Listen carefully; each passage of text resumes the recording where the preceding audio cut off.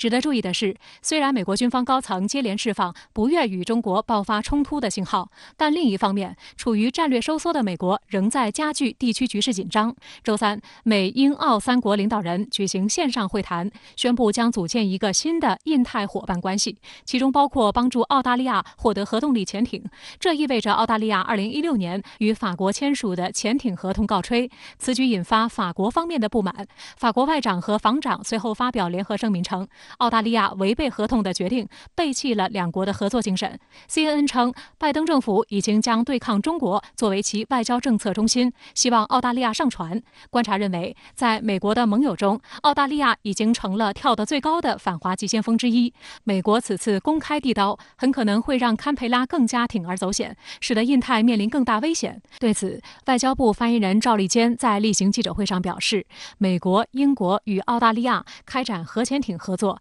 严重破坏地区和平稳定，加剧军备竞赛，损害国际核不扩散协定。美英向澳大利亚出口高度敏感的核潜艇技术，再次证明他们将核出口作为地缘政治博弈的工具，采取双重标准，这是极其不负责任的行径。澳大利亚作为不扩散核武器条约的无核武器缔约国和南太平洋无核武器区条约的缔约国，引进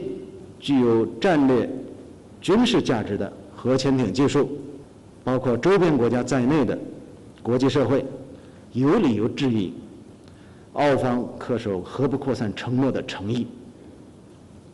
中方将密切关注相关事态的发展。